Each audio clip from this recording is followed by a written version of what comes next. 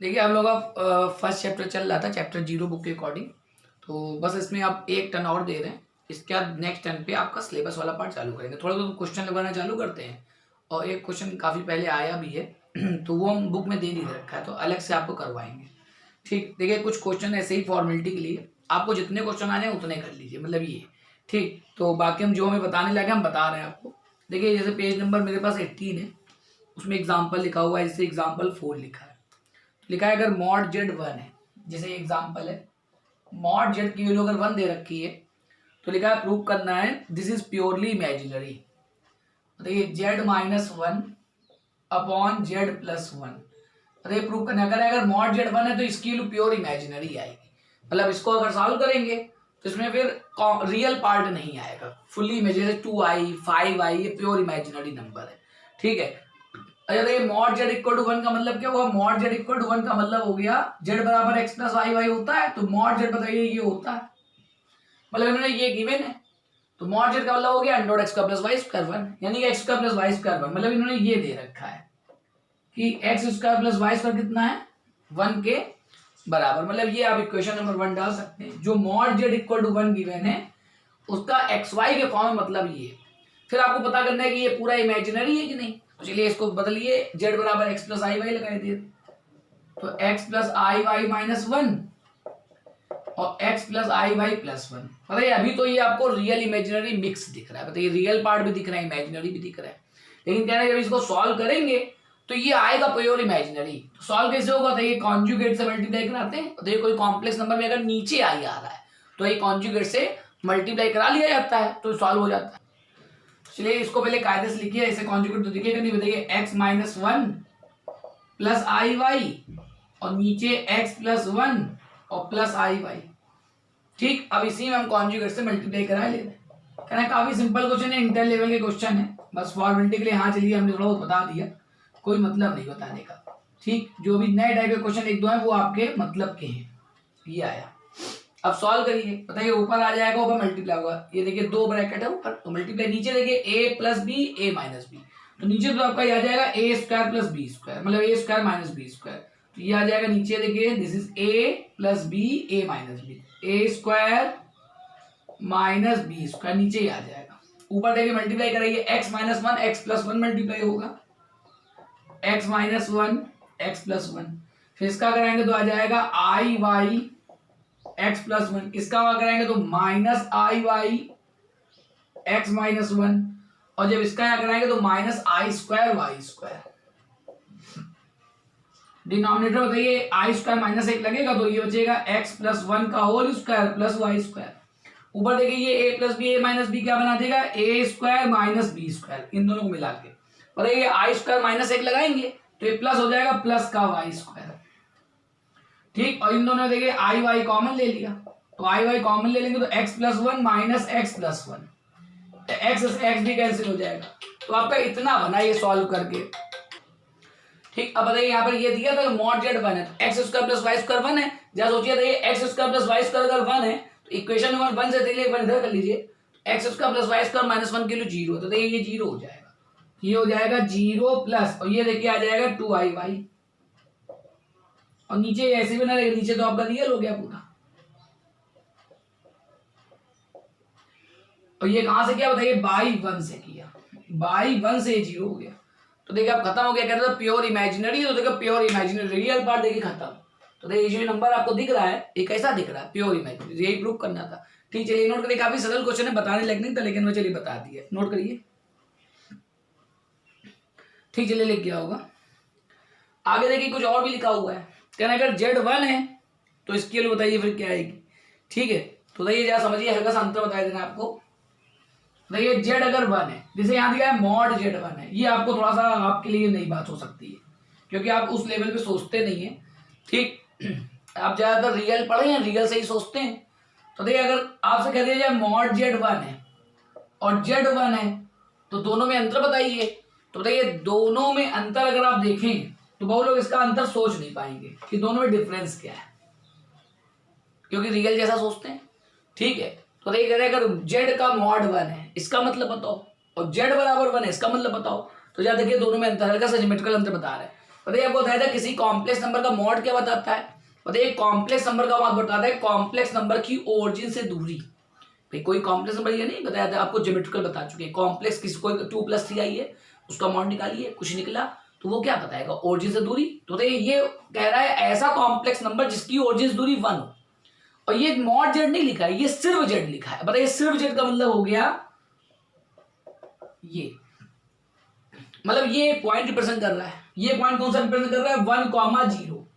अब देखिए दोनों का अंतर जेमेट्रिक, हालांकि ये नहीं पूछ रहा है, उसने ये नहीं पूछा है, हम ये बता रहे हैं कि उसने एक जगह क्वेश्चन लिखा मॉड Z1 और बाद में लिखा है Z बराबर 1, तो दोनों में अंतर बता रहे हैं। बाकी क्वेश्चन आप बुक से करिए, ठीक है। तो देखिए मॉड Z इक्वल टू 1 का मतलब समझिएगा ध्यान से, मान लिया हम ओरिजिन को सेंटर मानकर अगर मैं 1 रेडियस का एक सर्किल खींच दिया, बताइए ओरिजिन को सेंटर मान के हमने एक 1 रेडियस का सर्किल खींचा।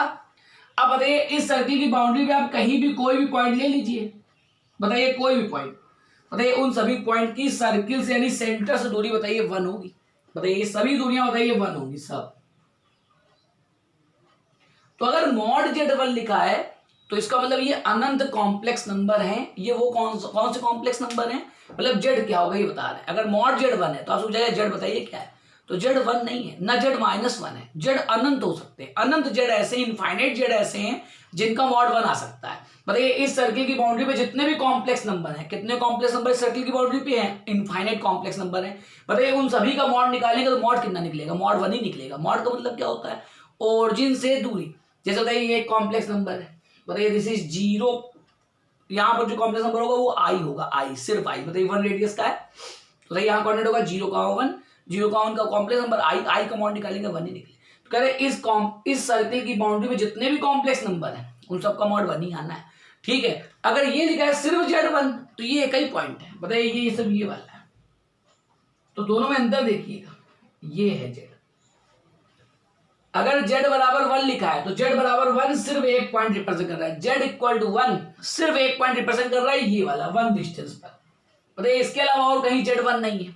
बताइए आप यहाँ 1 ले लेंगे तो क्या Z1 है, नहीं, यहाँ पर Z है 0+i, यहाँ पर Z है -1, यहाँ Z है 0-i, बोले सही है। तो Z बराबर 1 का मतलब सिर्फ एक पॉइंट, लेकिन मॉड Z बराबर 1 का मतलब ये इनफाइनाइट पॉइंट, ठीक है। तो इन्हें अंतर बताने के लिए आपको इसे बताने लगे, हालांकि हम क्वेश्चन नहीं बता रहे हैं, आप देखिएगा क्या लिखा हुआ है। तो ये कह रहे हैं कि मॉड Z इक्वल टू 1 एक ही क्वेश्चन में प्रिंट है और उसी क्वेश्चन में Z इक्वल टू 1 भी प्रिंट है, तो दोनों का डिफरेंस बताने की इच्छा करने लगी कि दोनों का डिफरेंस समझ लीजिए। मॉड Z इक्वल टू 1 का मतलब इनफाइनाइट Z ऐसे हो सकते हैं जिनका मॉडुलस 1 हो, और Z इक्वल टू 1 का मतलब सिर्फ एक ही पॉइंट ऐसा कॉम्प्लेक्स नंबर है जिसके लिए वैल्यू 1 हो। तो देखिए Z बराबर 1 सिर्फ एक पॉइंट, यानी ये जो है सिर्फ एक पॉइंट रिप्रेजेंट करेगा, और ये वाले जो Z है ये इनफाइनाइट पॉइंट रिप्रेजेंट करेंगे lying on the boundary of this circle, ठीक है। चलिए इसको लिख लीजिए आप लोग, ठीक लिख गया होगा। और देखिए एग्जाम्पल जैसे लिखा है इसके आगे एग्जाम्पल 5, कह रहे हैं ऐसे सिंपल 2 चार आपको एग्जाम्पल बता रहे हैं। कभी कभार कोई सनक गया टीचर तो दे देगा, तो आप थोड़ा बहुत पढ़ लीजिए इसमें जाता क्या पढ़ने में, सिंपल टाइप। जैसे एग्जाम्पल 5 का फर्स्ट सेकंड पार्ट लिखा, चलिए फर्स्ट बताएंगे सेकंड अपना करिएगा, ठीक है। इसमें लिखा हुआ है a variable complex number Z equal to x+i(y), तो ये ना भी दिया हो तो भी हम लोग मानते हैं इसको। लिखा है such that amplitude of the fraction, बताइए इसका एम्पलीट्यूड दिया हुआ है Z-1 अपॉन Z+1, कह रहे हैं इसका π/4 एम्पलीट्यूड है, तो प्रूव करना है x² + y² - 2i बराबर 1, ये प्रूव करना। तो इतना गिवन है, कह रहे सब क्वेश्चन इंटर लेवल के, अभी एक क्वेश्चन अलग से लिखवाएंगे वो आपका अलग है, प्लस थोड़ी बहुत थ्योरी इस चैप्टर में रहेगी, वो बस खत्म करेंगे आज चैप्टर ही। तो देखा लिखा है Z equal to x+i, amplitude of this π/4 दे रखा है, तो आपको xy में कुछ प्रूव करना है। तो बताइए सीधी बात है, आप किसी कॉम्प्लेक्स नंबर का एम्पलीट्यूड निकाल कब पाते हैं, बताइए कॉम्प्लेक्स नंबर का एम्पलीट्यूड तब निकाल पाते हैं जब कॉम्प्लेक्स नंबर जैसे x+iy लिखा होता है, x+iy मतलब रियल इमेजिनरी जब अलग अलग होता है तो उसका एम्पलीट्यूड आपको मालूम है वो tan इनवर्स y/x होता है, तो इसका एम्पलीट्यूड आप कब निकाल पाएंगे, जब इसको तोड़ लिया जाए रियल इमेजिनरी। तो देखिए सॉल्व करिए, ये चलता रहेगा ऐसे, पहले जब तक ये a+ib फॉर्म में नहीं आएगा तब तक एम्पलीट्यूड नहीं निकलेगा, ठीक है। तो बताइए बदलिए इसको, तो देखिए अभी बदला इसको वैसे ही क्वेश्चन पूरा, ये चलता रहेगा एम्पलीट्यूड। बताइए रियल इमेजिनरी एक साल लिखा x-1 plus i(y), x+1 plus i(y), हाँ एम्पलीट्यूड अभी आप नहीं निकाल पाएंगे, कब निकाल पाएंगे, जब आपका रियल इमेजिनरी ये टूट जाए। तो चलिए तोड़ दे रहे हैं, कॉन्जुगेट से मल्टीप्लाई कराइए, नीचे जो लिखा उसके कॉन्जुगेट्स, इसके कॉन्जुगेट्स।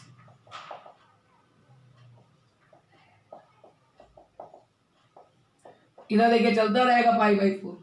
ठीक, अब आपका ये जब a plus i b form में आ जाएगा तब इसका एम्पलीट्यूड निकाल पाएंगे। तो देखिए नीचे क्या आएगा, a plus b a minus b, तो नीचे आ जाएगा a square minus b square. ऊपर मल्टीप्लाई कराइए, इसका इसमें देखिए, पहले रियल एक साथ लिख दे रहे। रियल कहां से आएगा, जब इसका इसमें कराएंगे तो real x minus one x plus one. बताइए आई वाई का आई वाई में कराएंगे तो रियल, बताइए आई वाई और minus i y, minus i square Y square आएगा। तो जो minus i square Y square हो जाएगा तो प्लस वाई स्क्वायर हो जाएगा। ये हो गया रियल। इमेजिनरी वाले में आई कॉमन ले लीजिए, आई कॉमन, इसका यहां मल्टीप्लाई कराएंगे तो आएगा वाई एक्स प्लस वन, और इसका यहां कराएंगे तो आई तो कॉमन है तो माइनस का वाई एक्स माइनस वन, और इधर चलता रहेगा ये π/4। ठीक, अब इधर चल रहा है, चलने दीजिए, बस खत्म हो रहा है, क्वेश्चन प्रूव हो जाएगा। अरे ऊपर a plus b a minus b, a square minus one plus y square, x square minus one plus y square, और प्लस आई वाई भी चलिए कॉमन ले लिया, तो अंदर डायरेक्ट लिखेंगे x minus one minus x plus one, 2 बचेगा अंदर, और नीचे क्या बचेगा, ये नीचे x प्लस वन का होल स्क्वायर और प्लस वाई स्क्वायर, और इधर चल रहा है π/4। ठीक, चलिए अब जगह बची नहीं, आप लोग इतना नोट करिए पॉज करके। ठीक, लिख गया होगा, उठाए दे। कह रहे थे देखिए इसका एम्पलीट्यूड दिया था π/4 और कुछ प्रूव करना था xy में, तो देखिए हमने तुरंत xy में बदल दिया। xy में बदलने के बाद अब इसका एम्पलीट्यूड निकल आएगा। अब ये देखिए टूट गया रियल इमेजिनरी। एम्पलीट्यूड ऑफ देखिए ये लिखा है x square plus y square minus one, अलग अलग करके लिख रहे हैं।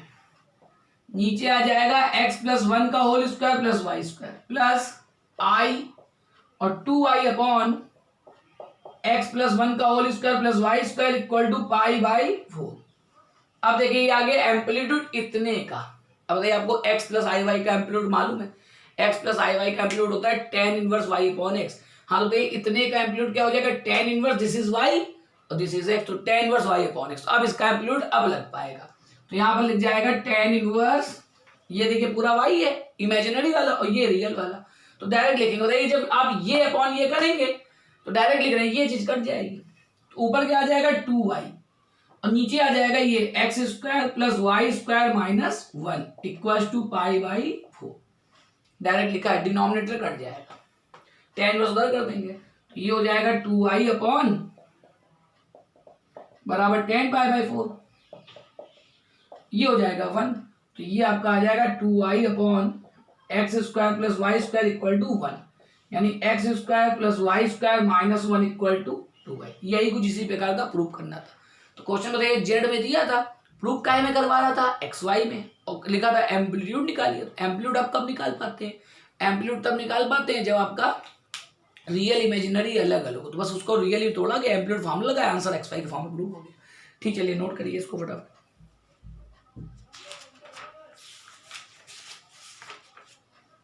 ठीक, चलिए लिख गया होगा। अब चलिए और एग्जांपल एक देखते हैं, मेरे पास जो बुक है उसमें पेज नंबर 27 पे एग्जांपल लिखे हैं, इसको हटा दें। कहना सिंपल टाइप एग्जांपल बताना ताकि आपको बर्डन ना लगे। एक अलग टाइप का पेपर में काफी पहले आया, वो हम अलग से लिखवा कराएंगे, आपकी बुक में दे नहीं रखा है। लिखा हुआ है एग्जाम्पल 4 है 27 पेज, लिखा है z-1 अपॉन z+1, इसका मॉड दे रखा है 2। लिखा है prove that the locus of Z, locus of Z मतलब वही जेड की equation x y form in the Argand plane is a circle whose center is -5/3 radius 4/3। कह रहे जेड का जो लोकस है वो एक सर्किल रिप्रेजेंट करेगा और उसका सेंटर रेडियस दे रखा है। तो देखिए जेड का लोकस मतलब अब इसी को सॉल्व करना है, इसी को सॉल्व करके आप आंसर एक्स वाई के टर्म में निकालेंगे, तो जो एक्स वाई के टर्म में आंसर आएगा वो एक सर्किल आएगा, कहने मतलब ये मतलब, तो इसको सॉल्व करेंगे तो आंसर आपका एक्स वाई के टर्म में सर्किल की इक्वेशन आएगी जिसका सेंटर रेडियस वो दे रखा है।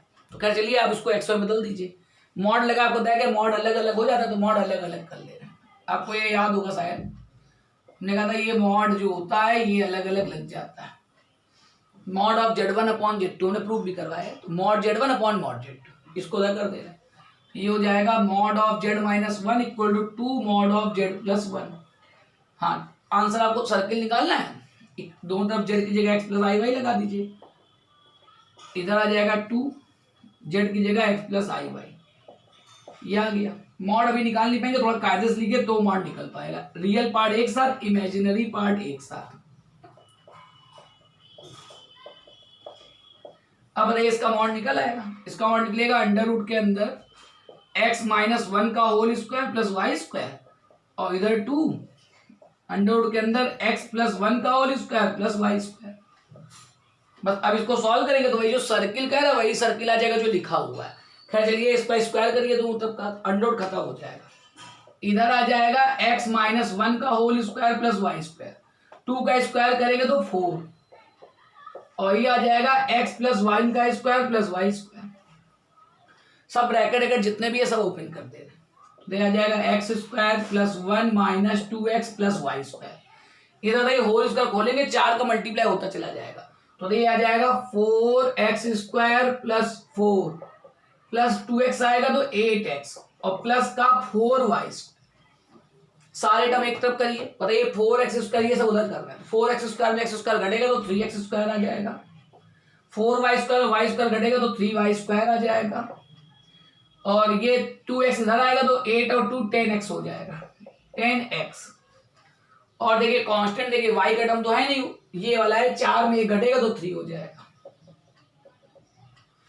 तो देखिए ये जेड वाले जेड की जगह हमने x प्लस आई वाई लगाया तो एक्स वाई की इक्वेशन आ गई। तो यही प्रूव करना है कि ये इसका लोकस आ गया। प्रूव करना सर्किल है जिसका सेंटर रेडियस बताना है। तो देखिए अभी आपको सेंटर रेडियस तो नहीं दिख रहा है, तो थोड़ा सॉल्व करते हैं, सेंटर रेडियस देखे दिखने लगेगा।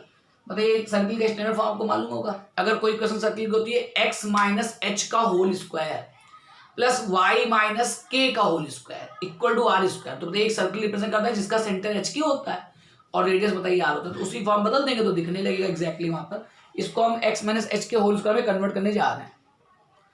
तो देखिए पहले 3 कॉमन लेके 0 में कर दे रहे हैं, तो देखिए x से दिखने लगेगा x उसका, चलिए पहले लिख दे रहे हैं 10/3x plus y square plus 1 0।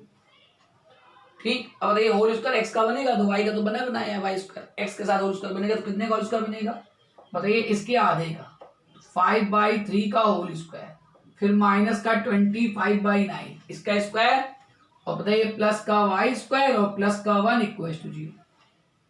ठीक है, तो अब ये स्टैंडर्ड फॉर्म में कन्वर्ट हो गया। देखिए ये x प्लस वाई बाई 3 का होल स्क्वायर आ गया।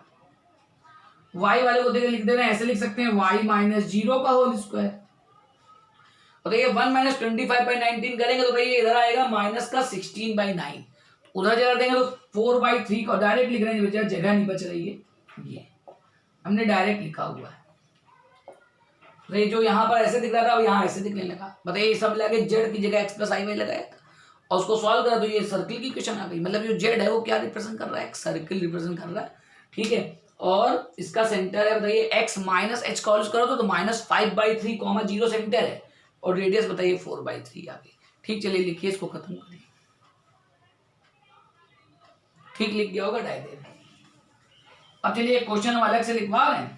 अपनी बुक के आपको जितने आ जाए उतना करिए, जो तमाम सारे नहीं भी आएंगे क्योंकि हम पूरा चैप्टर नहीं कराने जा रहे हैं, क्योंकि पूरा चैप्टर सिलेबस का पार्ट नहीं है। इस टाइप का लीजिए सिंपल क्वेश्चन जो है इंटर लेवल के कुछ हैं, कुछ अलग टाइप के हैं। एक क्वेश्चन देखिए हम बोल दे रहे हैं, लिखिए आप लोग इसको, उसका थोड़े थियोरिकल पॉइंट और पढ़ाने, फिर ये चैप्टर खत्म करेंगे आज। तो लिखिए क्वेश्चन हम बोल दे रहे हैं, लिखिए आप लोग क्वेश्चन लिखिए। आपको बुक में नहीं दे रखा लेकिन देखने बड़ा खूबसूरत क्वेश्चन है, पेपर में आया भी, एमएससी में आता था पहले, हालांकि बुक पहले एमएससी में भी चलती थी, अब बीएससी में भी एमएससी दोनों जगह बुक है। देखिए prove that the area of A triangle, prove that the area of A triangle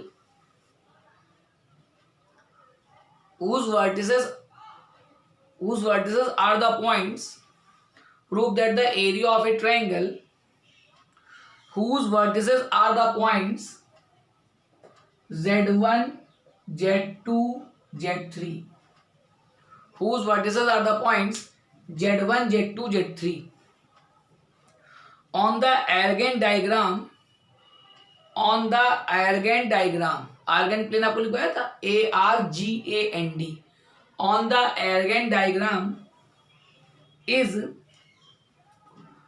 is, और देखिए ये देखिए देखने में काफी अच्छा क्वेश्चन है, सिग्मा और लिखा हुआ है Z2 minus Z3, Z2 minus Z3 और mod of Z1 square upon 4I/Z1, ये प्रूव करना है। कह रहे हैं आर्गन के लिए मान लीजिए तीन कॉम्प्लेक्स नंबर में Z1 Z2 Z3 ले लिए, मान लीजिए ले लिए, तो कह रहे हैं इन तीनों कॉम्प्लेक्स नंबर को मिलाएंगे तो एक ट्रायंगल बनेगा, तो उस ट्रायंगल का एरिया ये प्रूव करके दिखाते हैं।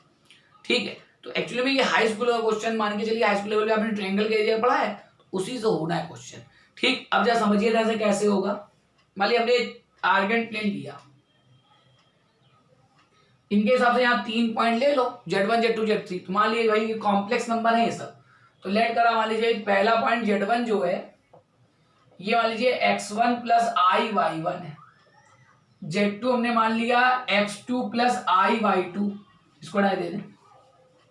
अब तीसरा पॉइंट Z3 हमने मान लिया x3 प्लस I/y3, ये आपको प्रूव करना है, इसको अलग रखिएगा। अब इस प्लेन में इसके द्वारा रिप्रेजेंट पॉइंट कौन सा होगा, x1 y1, बताइए इसके द्वारा x2 y2 x3 तीन पॉइंट बनाएंगे, x1 y1 x2 y2, उनको मिलाएंगे तो ट्रायंगल बनेगा। उस ट्रायंगल के लिए जेड के रूप में ये प्रूव करना है। मान लीजिए हमने बना लिया ट्रायंगल, सपोज करिए मान लीजिए ये आपका Z1 पॉइंट है, ये आपका Z2 पॉइंट है और ये आपका Z3 पॉइंट है।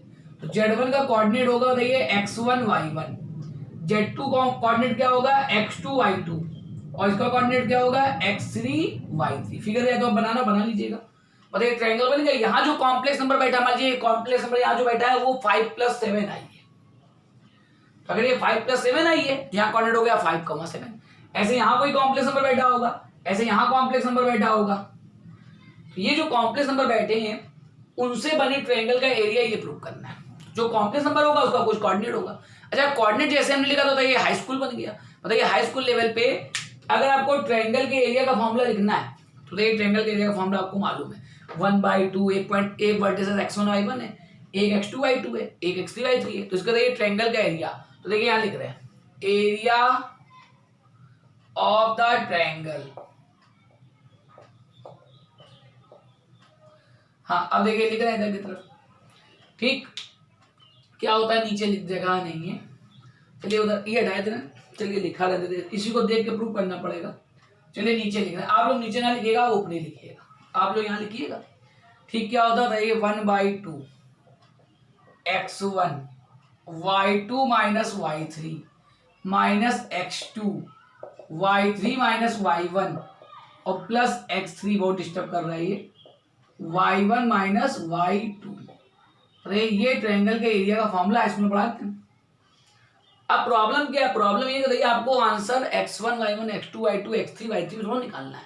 बताइए आंसर तो आपको जेड में निकालना है। भाई उसने जेड ही दिया था, उसने बताइए क्या x1 y1 दिया था, नहीं x1 तो हमने मान लिया भाई कोई पहला कॉम्प्लेक्स नंबर जो Z1 है मान लीजिए वो ऐसा है, दूसरा कॉम्प्लेक्स नंबर ऐसा है, तीसरा ऐसा, तो x1 y1 x2 y2 x3 y3 में आंसर नहीं निकालना। उसने तो Z1 Z2 Z3 दिया था, तो वो आंसर भी Z1 Z2 Z3 में ही निकलवाना चाहता है।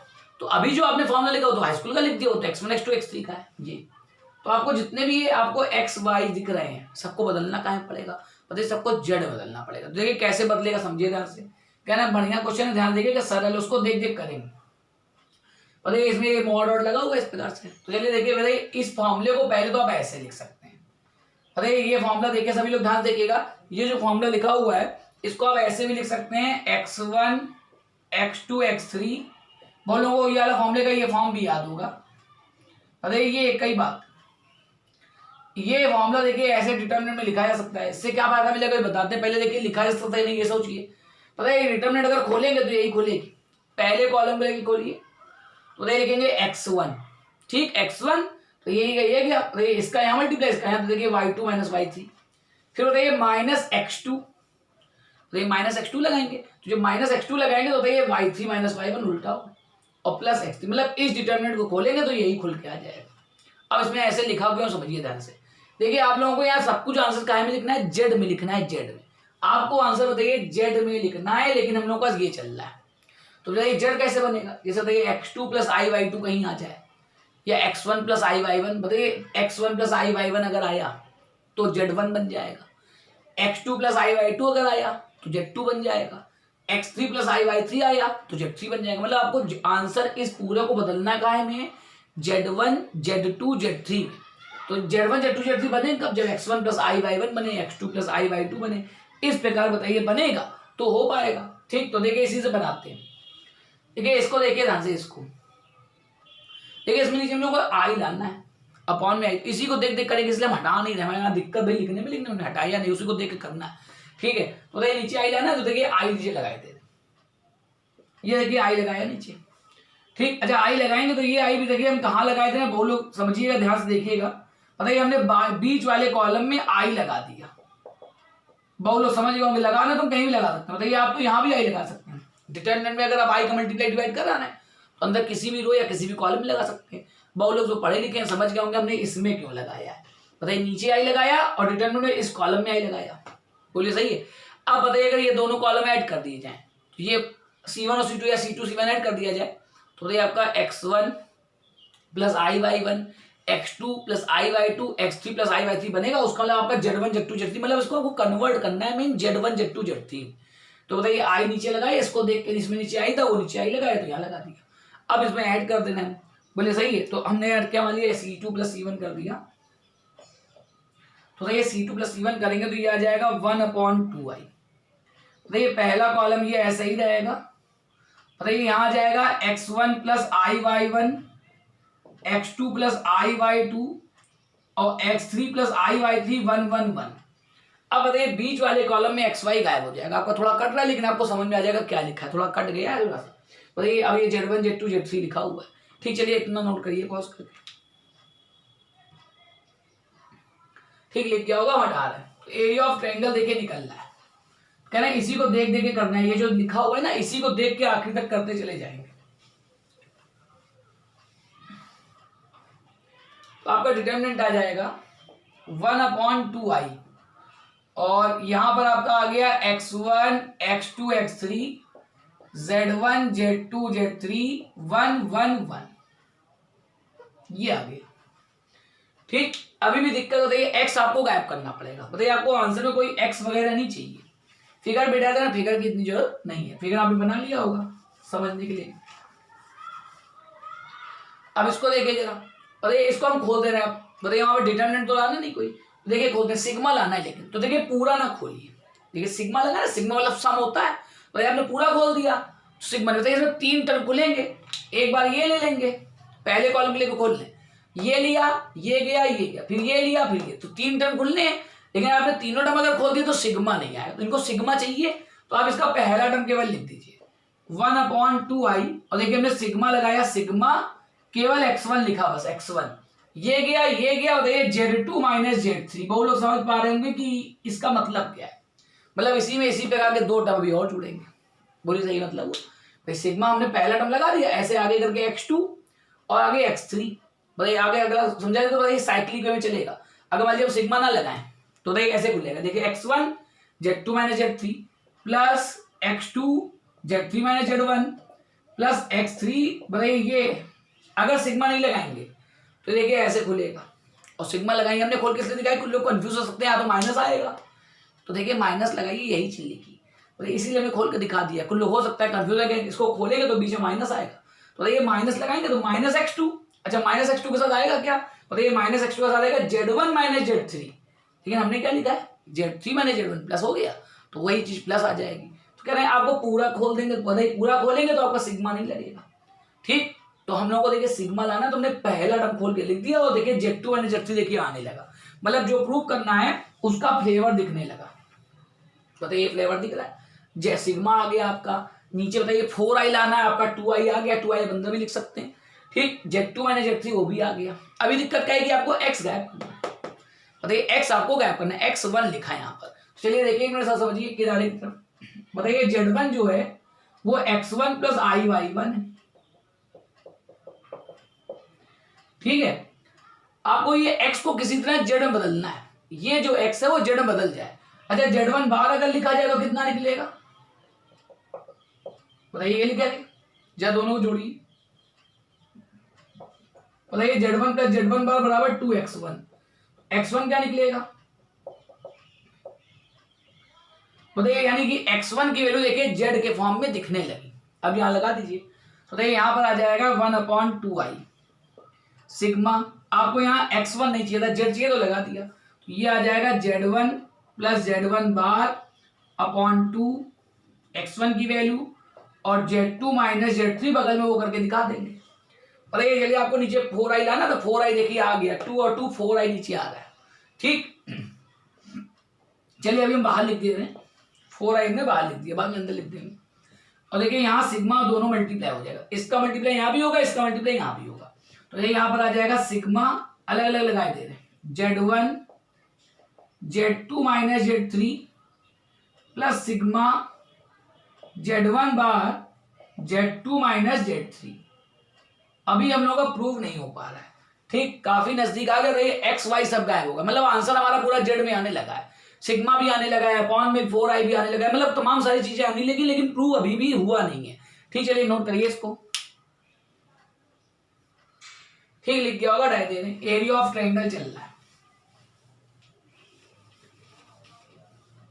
अब देखिए इसमें जो ये वाला टर्म देख रहे हैं, ये वाला, ये 0 हो जाएगा। कभी जाएगा सिग्मा, ये देखिए ए और ब्रैकेट में बी माइनस सी टाइप का है, देखिए समझिए अलग से। अगर लिखा है सिग्मा ए बी माइनस, उसी टाइप का तो है, देखिए या पूरा लिख दीजिए z1 z2 माइनस z3। अरे यहाँ ए लिखा हुआ z1 लिख लीजिए, तो हम सिंपल वाला लिख रहे हैं। बताइए इसका मतलब क्या है? अगर आप इसका सिग्मा खोलते हैं, मतलब इसी प्रकार के 3 टर्म खोल दीजिए, बताइए 3 टर्म खुलने, यहाँ भी 3 वहां भी 3, इसका मतलब खोलिए, तो इसको कैसे खोलेंगे? बताइए अगर आप इसका सिग्मा खोलिए तो ये सिस्टमेटिक वे में 3 बार खुलेगा। बताइए ऐसे खुलेगा, a b minus c plus b, c minus a plus c, ठीक, ए माइनस बी। बताइए ऐसे खुलेगा ये। अगर आप कहते हैं इसका सिग्मा खोलिए 3 बार, तो ऐसे ही खुलेगा, ए ब्रैकेट में बी माइनस सी, फिर बी सिस्टमेटिक सी माइनस ए, और सी ए माइनस बी। देखिए ध्यान से सब कट गया, 0 आ गया। बताइए ब्रैकेट अगर खोल दिया जाए तो देखिए इसके लिए 0, a b minus a c plus b c minus a b plus का a C minus B C.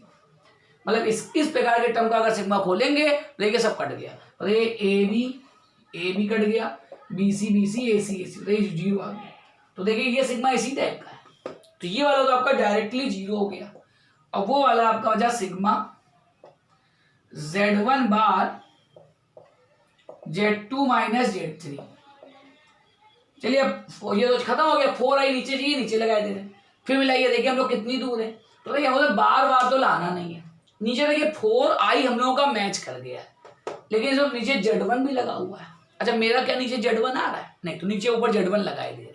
कहना ये क्वेश्चन हमने हटाया इसलिए नहीं है क्योंकि इसी को देख के लगातार प्रूव करना था। तो अंतर समझिए, आप लोग का जो क्वेश्चन था शुरुआत में, वो क्वेश्चन बताइए था x1 y1 के फॉर्म में, और आपको बस करना ये था कि इसको z में बदलना है। ये देखिए लगाया, तो z1 हमने नीचे लगाया, z1 ऊपर लगाया, बस खत्म हो गया। बताइए जैसे ऊपर z1 लगाया तो आपको पढ़ाया गया z इंटू जेड बार। हाँ, z इंटू जेड बार क्या होता है आपको पिछले में बताया गया, z इंटू जेड बार होता है मॉड z का स्क्वायर। तो देखिए लिखा है z1 इंटू जेड1 बार, तो ये आपका सिग्मा आ जाएगा, सिग्मा चलिए जैसे लिखा है वैसे ही, z2 माइनस z3 पहले लिख दे रहे हैं, z1 में अगर z1 बार मल्टीप्लाई कराएंगे तो ये हो जाएगा mod of z1 square upon 4i z1। तो ओरिजिनल क्वेश्चन काहे में दिया गया? ओरिजिनल क्वेश्चन दिया गया z1 z2 z3 में, तो इसीलिए वो आंसर भी काहे में निकलवा रहा है z1 z2 z3। तो कह रहे ये जो लिखा था इधर, उसको देख देख करना, उसको नहीं देखेंगे तो ये याद करना पड़ेगा। क्वेश्चन बहुत सारा याद करने वाला हो गया, तो इसको देखते जाएंगे तो कई बार हेल्प करना है कि देखो ये करो, इसको देखो, ऐसा लाना है इसलिए ऐसा कर लो। ठीक, चलिए नोट करिए, इसको खत्म करिए।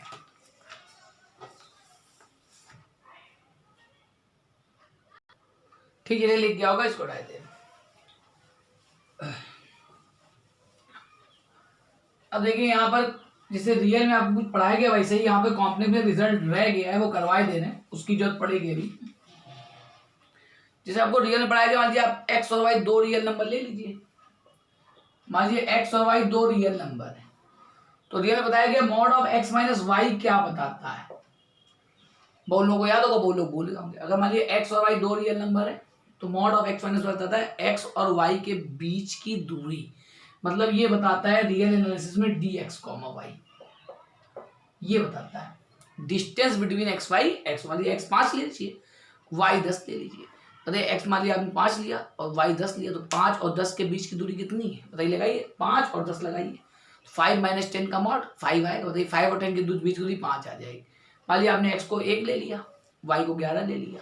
बताइए एक्स को 1 लिया, वाई को 11 लिया, 1 और 11 के बीच की दूरी कितनी है 10। तो यहाँ लगाइए 1 और 11, तो मॉड के अंदर -10 आएगा, 10 आ जाएगा प्लस। बताइए यानी कि mod of x - y real में क्या रिप्रेजेंट करता है, रियल में mod of x - y represent करता है x और y के बीच का डिस्टेंस। अब चलिए यही चीज देखते हैं कॉम्प्लेक्स में क्या होती है। ठीक, इसको हटा दे रहे हैं। मान लिया आप कॉम्प्लेक्स नंबर 2 कॉम्प्लेक्स नंबर ले लीजिए।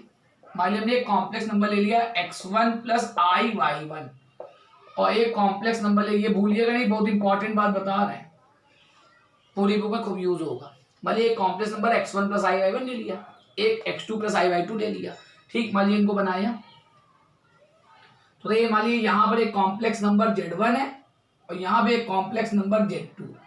जो z1 कॉम्प्लेक्स नंबर है ऐसे पॉइंट करके लिख देना p और ब्रैकेट में z1, मतलब पॉइंट का नाम p है, वहां पे जो कॉम्प्लेक्स नंबर बैठा है उसका नाम z1 है, पॉइंट का नाम q है और जो कॉम्प्लेक्स नंबर बैठा है वो z2 है।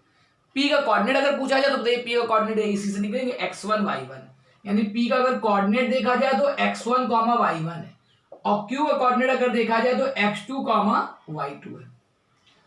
तो चलिए हमने ये देखा कि रियल एनालिसिस में अगर दो रियल नंबर लिए जाएं और उनको घटा के मॉड निकाला जाए तो क्या रिप्रेजेंट करता है, ज्योमेट्रिकल मतलब इसका होता है एक्स वाई के बीच की दूरी। चलिए यहां देखते हैं यहां क्या आता है। तो देखिए हमने दो कॉम्प्लेक्स नंबर z1 z2 लिए, इनको घटा के इनका मॉड ले रहे हैं, मॉड ऑफ z1 - z2। देखते हैं ये क्या बता रहा है, कॉम्प्लेक्स में मॉड ऑफ z1 - z2 क्या बताता है।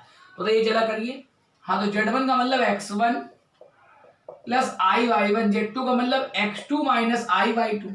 इसका मॉड निकालना है, मॉड के लिए रियल एक साथ लिखिए जरा, x1 - x2 और i कॉमन ले लिया, y1 - y2। और ये मॉड निकालेंगे तो मॉड क्या निकलेगा, अंडर रूट के अंदर बताइए x1 - x2 का होल स्क्वायर और ये y1 - y2 का होल स्क्वायर, बताइए यही तो मॉड निकलेगा। हाँ अब फिगर देखिए, तो बताइए p पॉइंट का कोऑर्डिनेट x1 y1 है और q पॉइंट का कोऑर्डिनेट x2 y2 है। तो बताइए ये क्या रिप्रेजेंट कर रहा है, बताइए p q के बीच की दूरी, हाई स्कूल वाला फॉर्मूला, दो पॉइंट के बीच की दूरी वाला है। बताइए ये आया, यानी बताइए ये क्या रिप्रेजेंट करेगा, dpq रिप्रेजेंट करेगा। मतलब कहने का कि जो रियल में रिजल्ट था वही कॉम्प्लेक्स में आ गया। रियल एनालिसिस में अगर आप दो रियल नंबर लेते हैं, उनको सब्ट्रैक्ट करके अगर मॉड लगाते हैं तो क्या बताता है, उनके बीच की दूरी। हाँ तो कॉम्प्लेक्स में भी अगर आप दो कॉम्प्लेक्स नंबर लेते हैं और उनको सब्ट्रैक्ट करके अगर मॉड लगाते हैं तो देखिए उन्हीं z1 और z2 के बीच की दूरी रिप्रेजेंट करता है। या pq लिख दीजिए या dz1 z2 लिख दीजिए, एक ही बात है। बताइए dz1 z2 मतलब z1 z2 के बीच का डिस्टेंस रिप्रेजेंट करेगा। तो कह रहे हैं ये बात ना भूलिएगा, ये बहुत इंपॉर्टेंट बात बताई गई है, ये बहुत जगह यूज होगी, बिल्कुल दिमाग में रटा होना चाहिए। कहीं पर भी कोई कॉन्सेप्ट गड़बड़ाएगा तो यहीं से गड़बड़ा जाए। मॉड ऑफ z1 - z2 क्या बताता है, मॉड ऑफ z1 - z2 क्या बताता है, z1 और z2 के बीच की दूरी बताता है। ठीक, चलिए नोट करिए इसको, ठीक लिख गया होगा, बताइए दे। अब देखिए साहब, सर्किल और लाइन, इसमें दो चीजें और है, वो हालांकि आगे यूज होगा, लेकिन क्योंकि पहला चैप्टर है तो आपको हम बताए दे रहे हैं, जब दोबारा यूज करना होगा तो आपको दोबारा याद भी दिलाएंगे कि ये चीज बताई गई थी। ठीक, चलिए अब अगली हेडिंग लिखिए, equation of a straight line. Next heading लिखिए, equation of a straight line. कह रहे ये स्ट्रेट लाइन और सर्किल की इक्वेशन है, वो कुछ दिन बाद एक चैप्टर आएगा उसमें जरूरत पड़ेगी, उस समय याद भी दिलाएंगे। ठीक है, तो लेकिन आप लोग ध्यान रखिएगा, ये लिखिए इसके अंदर लिखिए, the equation of a straight line, the equation of a straight line in terms of z, in terms of z, in terms of z is given by हाँ जैसे आपने लाइन की इक्वेशन बताइए हाई स्कूल में पढ़ी, कैसी होती, 2x + 3y = 11। बताइए ऐसे तो होती, आप ऐसी लाइन जानते हैं। जैसे बताइए अभी पिछले एग्जांपल बताइए, आपने जो एरिया निकाला वो हाई स्कूल में xy में जानते थे, लेकिन अभी जो एरिया निकला बताइए वो काहे में निकला, तो बताइए वो एरिया तो z में निकला, z1 z2 z3 z के फॉर्म में निकला ना। अच्छा हाई स्कूल में एरिया आपने वही xy में निकाला था, तो अब बात आती है कि z के फॉर्म में इक्वेशन हमने ये लिखवाया कि लाइन की इक्वेशन z के फॉर्म में। तो देखिए ध्यान रखिएगा, ये इक्वेशन लिखने जा रहे हैं तो कहीं भी ये इक्वेशन लिखी हो तो ये लाइन रिप्रेजेंट करती है। ठीक, देखिए कैसे, ये एक इक्वेशन लिखना है बी बार जेड, देखिए सब कुछ जेड फॉर्म है, plus b z bar plus c बराबर 0, ये होती है जहां सी रियल नंबर है। जो सी है वो क्या है, बिलोंग्स टू आर। बी लिखने के होते हैं, बी में बार भी लगाया हमने, तो बी आपका कोई भी कॉम्प्लेक्स नंबर, मतलब बी आपका रियल भी हो सकता है, कॉम्प्लेक्स भी हो सकता है। ठीक, लिखा है b bar z plus b z bar plus c, जो सी आपको क्या रखना है, रियल। तो अगर मान लीजिए कहीं पर ऐसी इक्वेशन आए, देखिए एक दूसरे को उल्टा, यहाँ बी और सी या डी नहीं है, देखिए जब जेड है तो जेड के साथ बी का बार है, जब जेड बार हुआ तो उसका मतलब एक में बार है, एक में जो चीज यहां लिखी है देखिए इसी का बार लगा है। मतलब अगर आपने यहाँ 2 + 11 ही लगाया, यहाँ अगर आपने 2 + 11 ही लगाया तो यहाँ 5 + 7 आई ना लगा दीजिएगा, इसी 2 + 11 आई का बार लगेगा इस जगह पर। ठीक है, तो ये इक्वेशन निश्चित रूप से क्या रिप्रेजेंट करेगी, लाइन की इक्वेशन रिप्रेजेंट करेगी। हम इसका प्रूफ नहीं बताने जा रहे हैं, हालांकि बुक में प्रूफ दिया हुआ है, लेकिन डायरेक्ट बताने के आप ध्यान रखिएगा, जरूरत पड़ेगी कुछ दिन बाद कि ऐसी इक्वेशन, मतलब जैसे कोई क्वेश्चन करेंगे अभी थ्योरम वगैरह आएंगे आगे चल के, तो प्रूफ करना होगा ये लाइन है। जब हम लोग सॉल्व करेंगे तो चूंकि आप कॉम्प्लेक्स पढ़ा तो आपका आंसर एक्स वाई में नहीं निकलेगा, आपका आंसर जेड में निकलेगा, और जब जेड में ऐसा निकल आएगा तो डायरेक्ट लिखेंगे it is represent a straight line. चलिए पहले इसको लिखे फिर दिखाते हैं। ठीक, लिख गया होगा। अब देखिए फॉर एग्जाम्पल समझिए, देखिए कैसे लाइन है, ऐसे समझ में नहीं आ रहा है, अभी देखिए दिखेगा लाइन। मान लीजिए हमने जेड तो एक्स प्लस आई वाई होता है, जोड़ तो है एक्स प्लस आई वाई। मान लीजिए हमने बी को अपने मन से कुछ भी ले लिया, मान लीजिए हमने बी को 2 + 5i लिया, 2 + 5i, तो ये बी बार कितना निकलेगा, बी बार निकलेगा 2 - 5i। अब जाइए बी और बी बार यहाँ लगा दीजिए, बी आपकी जो इच्छा हो ले लीजिए, और सी क्या है, सी रियल लेना है। मान लीजिए सी को हमने 3 ले लिया या -3 ले लिया। ठीक, सी आप आई में ना लीजिएगा, सी आप कोई रियल लीजिए। ठीक है, जरा लगाइए, तो देखिए बी बार तो 2 - 5i जेड, जेड का मतलब बताइए एक्स प्लस आई वाई। फिर लिखा है बी, बी कितना है 2 + 5i, और जेड बार बताइए एक्स माइनस आई वाई, और सी हमने -3 लगा दिया 0।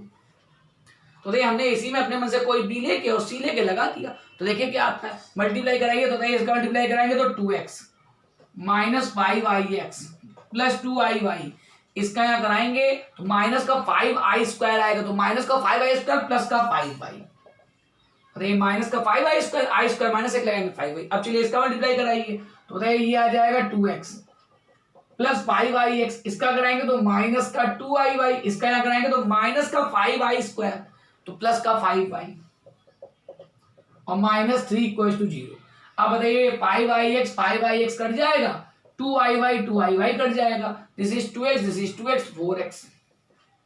बताइए 5y और 5y 10y, और -3 = 0। अब देखिए आपका ये जो इक्वेशन आया, बताइए लाइन की इक्वेशन आ गई, मतलब इसी को सॉल्व किया अगर पर्टिकुलर बी या सी के लिए, जहां सी रियल लेना था, तो ये लाइन है।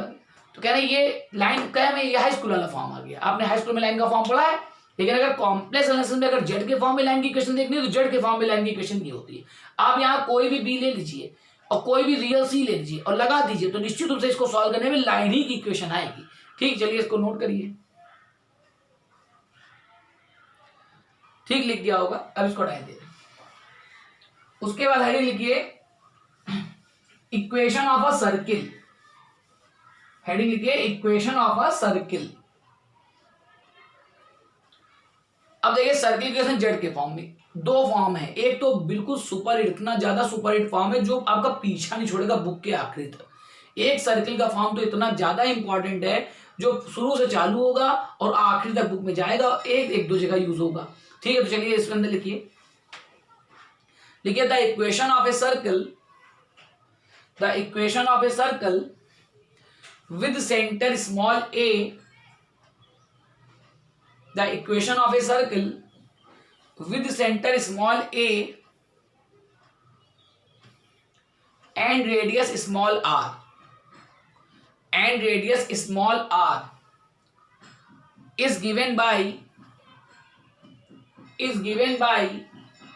देखिए ये लिख रखा है, ये बहुत इंपॉर्टेंट है पहले वाला। ये मान लीजिए अगर हमने कोई इक्वेशन ये लिखी, भूलिएगा नहीं, अगर जो व्यक्ति ये भूला मान के चलिए उसके प्राणी निकल जाएंगे। अगर आप ये भूल गए कि ये सर्किल है तो आपकी लग गई अच्छी खासी। बताइए z - a = r, बताइए इसमें z वेरिएबल पॉइंट है, a फिक्स्ड पॉइंट है। बताया था अभी मॉड ऑफ z1 - z2 क्या बताता है, z1 - z2 क्या बताता है, z और z1 और z2 के बीच की दूरी। तो देखिए ये अगर कहीं पर ऐसी इक्वेशन लिखी है, देखिए जेड के फॉर्म में लिखी है, तो भूलिएगा नहीं ये एक सर्किल रिप्रेजेंट करता है जिसका सेंटर ए होता है, रेडियस आर होता है। ए जो है वो रियल नंबर नहीं है, ए रियल ना समझिए, ए कॉम्प्लेक्स है, आर रियल। इसमें जो ए है वो कोई कॉम्प्लेक्स नंबर हो सकता है और जो आर होगा वो तो रियल होगा, बताने की जरूरत नहीं है। पर ये मॉड लगा ना, मॉड, तो कॉम्प्लेक्स का मॉड रियल ही आता है। जैसा समझिए ये कौन सा फिगर है, ये ऐसे बनेगा। मान लिया हमने ए को सेंटर मान के एक सर्किल खींचा आर रेडियस का, और ये यहाँ पर ए है, तो ये जो ए आपको दिख रहा है, और ये कोई कॉम्प्लेक्स नंबर, यहाँ पर कुछ कोऑर्डिनेट होगा आएगा। मान लिया ए का कोऑर्डिनेट 5,7 है। अब अगर 5,7 है तो बताइए ए कॉम्प्लेक्स नंबर होगा 5 + 7i, और उसका बताइए रेडियस कितना है, बताइए इसका रेडियस आर है। जरा सोचिए, अब बताइए जेड इसमें वेरिएबल पॉइंट है, जेड क्या है बताइए, इस बाउंड्री में कहीं भी जेड ले लीजिए। इस फिगर का मतलब है कौन से जेड हैं ये, तो ये वो जेड हैं जिनकी ए से दूरी आर के बराबर है। अब मान लीजिए आपसे कह दिया जाए ए पॉइंट, इसको हटा दीजिए, आपसे कह दिया जाए, ध्यान सुनिएगा ये लोकस वाली बात बता रहे हैं, आपको एक पॉइंट ए दे दिया गया और कह दिया जाए वो जेड बनाइए, वो ए फिक्स पॉइंट है, जेड वेरिएबल है, तो कह रहे हैं ऐसे जेड बनाइए जिनकी ए से दूरी आर रहे। ऐसे कौन कौन से जेड है, तो देखिए आपने यहां से ए से आर दूरी पे एक जेड ले लिया, हाँ ए से आर दूरी पे यहाँ भी जेड मिलेगा, उधर भी मिलेगा, उधर भी मिलेगा, तो ये पूरे सर्किल बन जाएगा। मतलब कहने का ये एक सर्किल फॉर्म हो जाएगा, और इस सर्किल की बाउंड्री पे जितने भी जेड होंगे, इस सर्किल की बाउंड्री पे जितने भी जेड होंगे उनकी ए से दूरी, इस सर्किल की बाउंड्री पे जितने भी जेड होंगे उनकी ए से दूरी बताइए आर के बराबर होगी। तो जेड माइनस ए बराबर आर, मॉड जेड माइनस ए बराबर आर। मतलब कौन से जेड, इसमें ध्यान फिर से रिपीट करते रहे, ए फिक्स पॉइंट है, जेड वेरिएबल पॉइंट है। जेड कहते हैं घुमाइए, ऐसा जेड लीजिए जिसकी ए से दूरी आर रहे, तो ये होंगे कौन से जेड, बताइए ये होंगे जेड इस सर्किल की बाउंड्री, इस सर्किल की बाउंड्री में जितने जेड हैं बताइए वो सारे जेड ये वाले शो करेगा। ठीक है, तो कहने ये बहुत इंपॉर्टेंट है, इसको ना भूलिएगा। हालांकि हम याद दिलाते रहेंगे शुरुआत में, कुछ दिन बाद आपको याद हो जाएगा, अभी शुरुआत में दिक्कत करते लोग भूल जाते हैं।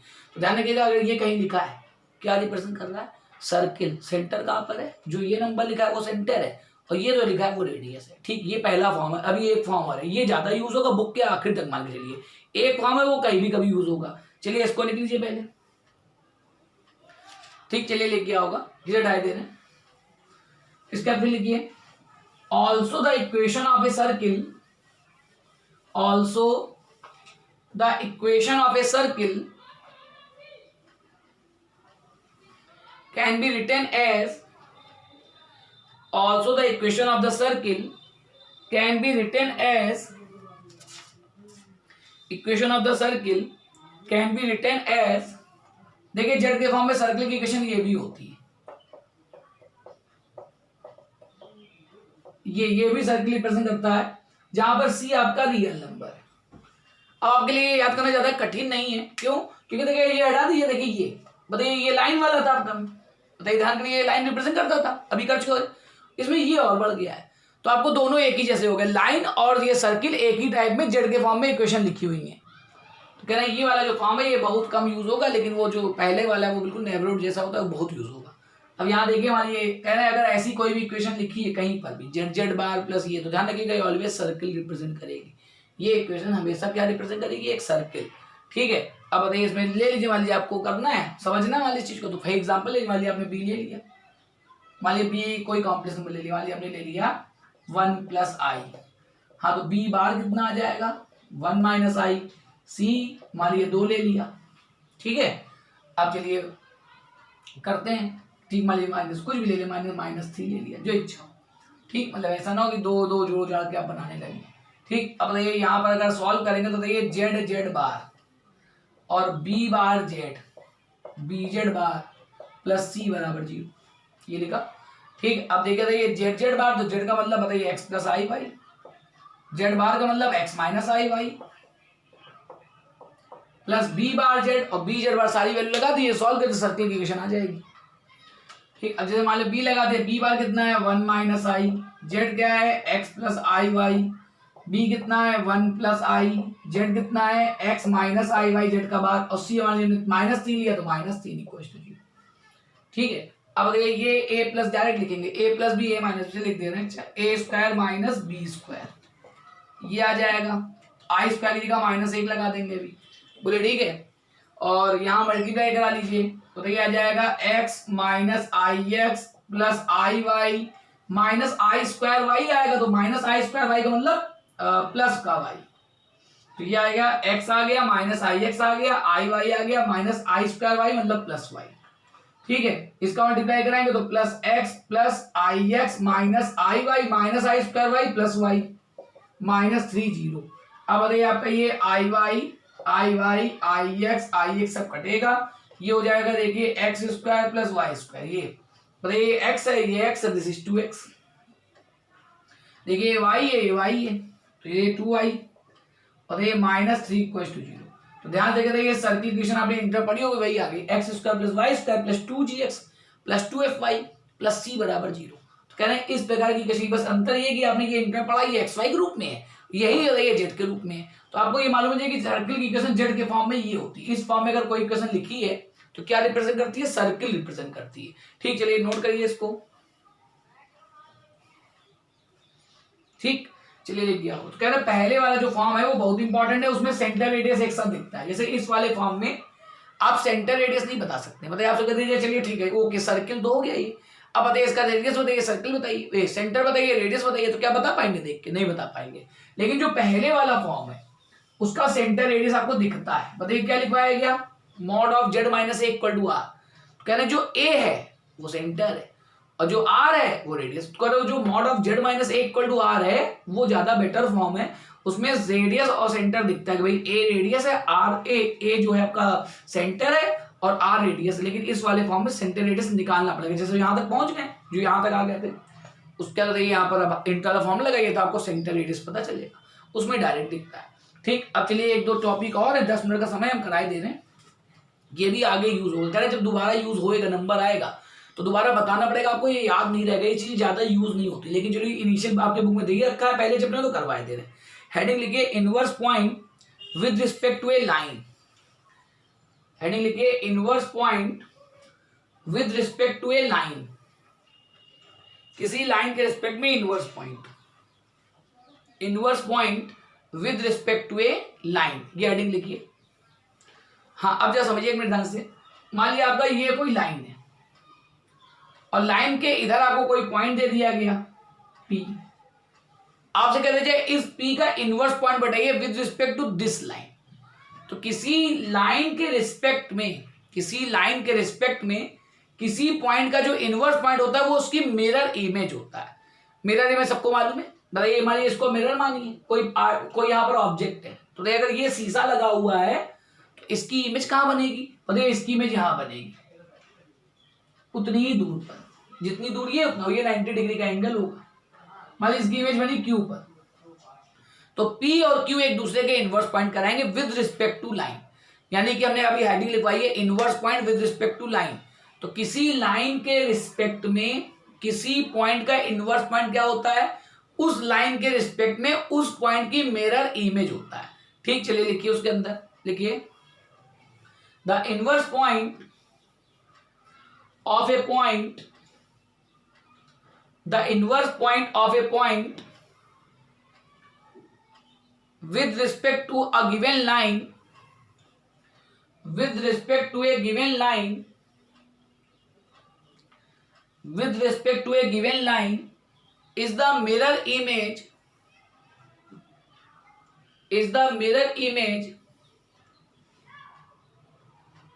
corresponding to that line, is the mirror image corresponding to that line या given line, corresponding to that line मतलब किसी लाइन के रिस्पेक्ट में किसी पॉइंट का इनवर्स पॉइंट क्या है, उस पॉइंट की मिरर इमेज है corresponding to this line, जो लाइन दे रखी है उसके corresponding।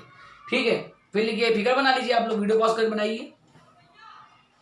ठीक, बन गया होगा, लिखिए in the figure the point Q, the point P and Q, the points P and Q are the inverse points, the points P and Q are the inverse point with respect to line AB, with respect to line AB मतलब P और Q एक दूसरे के inverse point है, किस line के respect में, इस लाइन के रिस्पेक्ट में। ठीक है, with respect to line a b. ठीक, कह रहे हैं आपको भूल जाएगा, ये यूज नहीं होना है। और भी एक और लिखवा रहे हैं, वो भी यूज नहीं, मतलब पूरे चैप्टर पूरी बुक में 2-3 जगह ये यूज होगा। तो कह रहे हैं जब ये यूज होने का नंबर आएगा तब तक आप भूल चुके होंगे, तो हम दोबारा उस समय याद भी दिलाएंगे, लेकिन अभी आपको करवा रहे हैं। ठीक है, किसी लाइन के स्टेटमेंट में किसी पॉइंट का इनवर्स पॉइंट क्या है, उसकी मिरर इमेज है। ठीक, अगला लिखिए, inverse point with respect to a circle. Inverse point with respect to a circle.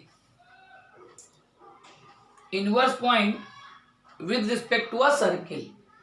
मान लिया आपका ये कोई सर्किल है, मान लीजिए इसका सेंटर है O, ठीक है, इसका रेडियस मान लीजिए R है, कैपिटल R मान ले रहे हैं, कैपिटल R इसका रेडियस है।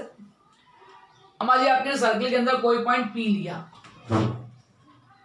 तो इसका इनवर्स पॉइंट P का inverse point with respect to this boundary, तो इसका इनवर्स पॉइंट मान लीजिए यहां बनता है, यहां Q पर।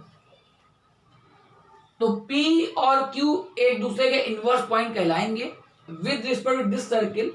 कंडीशन होती है OP distance into OQ distance equal to radius का स्क्वायर। ये मतलब आपने OP और OQ लिए, और OP OQ का प्रोडक्ट अगर R स्क्वायर के बराबर है, मतलब इसके, तो भी ये P और Q एक दूसरे के इनवर्स पॉइंट कहलाते हैं। ठीक, हेडिंग तो आपने लिखी ली है, फिगर बनाइए आप लोग, फिर ये ना लिखिएगा, केवल फिगर बनाइए फिर लैंग्वेज लिखवा। फिगर बना लीजिए आप लोग वीडियो पॉज करके। ठीक, चलिए बन गया होगा, लिखिए नीचे।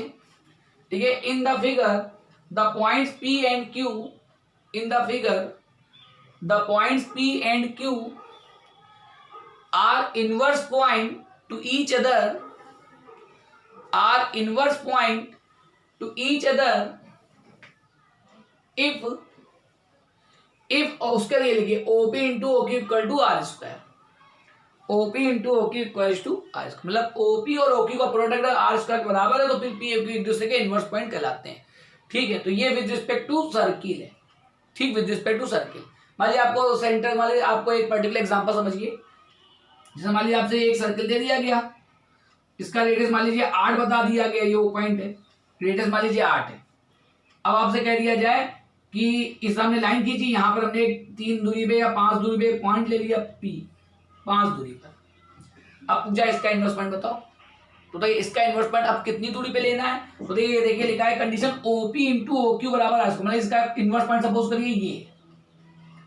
ठीक, तो आपको इतना इंफॉर्मेशन मान लीजिए दे रखी है, सर्किल का रेडियस दिया रहेगा और सर्किल के अंदर सेंटर से मान लीजिए एक पॉइंट दे रखा है 5 दूरी पर, तो कह रहे हैं कि P जो 5 दूरी पे पॉइंट है उसका इनवर्स पॉइंट बताइए। तो देखिए कंडीशन है OP इंटू OQ बराबर R स्क्वायर है। अच्छा, देखिए OP दे रखा है 5, OQ हमें मालूम नहीं है। अच्छा, R स्क्वायर कितना आएगा 64, तो ये OQ आपका निकल आएगा, OQ निकलेगा 64/5, मतलब O से 64/5 दूरी पे जो पॉइंट मिलेगा वो इसका इनवर्स पॉइंट कहलाएगा। ये कहने का एक पर्टिकुलर एग्जांपल में बताया समझने के लिए, कि यदि आपको एक पॉइंट दे दिया गया इसका इनवर्स पॉइंट ढूंढना है, तो ये लिखा है कंडीशन कहना OP और OQ का प्रोडक्ट का R स्क्वायर के बराबर होगा, तो ये P और Q एक दूसरे के इनवर्स पॉइंट कहलाएंगे। तो हमने OP की जानकारी दे दी, रेडियस की जानकारी दे दी, और इनवर्स पॉइंट पूछ रहे हैं कहां पर होगा, मतलब इस O से 64/5 दूरी पर, 64/5 दूरी पर जो पॉइंट मिलेगा वो इसका इनवर्स पॉइंट होगा। अब इसके बारे में और भी बातें डिस्कस करेंगे, आज चूंकि समय खत्म हो गया, तो जब जरूरत पड़ेगी तब दोबारा हमें पढ़ाना ही पड़ेगा, ये आपको भूलेगा ही भूलेगा, याद नहीं रहेगा, क्योंकि 20-25 दिन बाद इसकी जरूरत पड़ेगी, तो जब इतने दिन बाद जरूरत पड़ेगी तो आपको याद नहीं रहेगा, तो हमें पूरा दोबारा फिर से याद दिलाना पड़ेगा। उस समय इसके बारे में और भी चर्चा करेंगे, अभी इतनी चर्चा करने का टाइम भी नहीं है, ना करने की जरूरत है अभी। ठीक है, चलिए इसको लिख लीजिए आप लोग। ठीक, लिख गया होगा। बस अब आज की क्लास खत्म करते हैं। अब देखिए हमारी तरफ से ये चैप्टर आपका जो पहला प्रीलिमिनरीज वाला टाइप का चैप्टर था, ये चैप्टर आपके सिलेबस में कह रहे नहीं है, सिलेबस में अगले चैप्टर से है, लिमिट कॉन्टिन्यूटी वाला चैप्टर आएगा, तो वहां से अब नेक्स्ट पे चालू करेंगे। हमें इसमें जितना टर्न देना था हमने दे दिया। अब आज की क्लास खत्म करते हैं, इतना करके रखिएगा।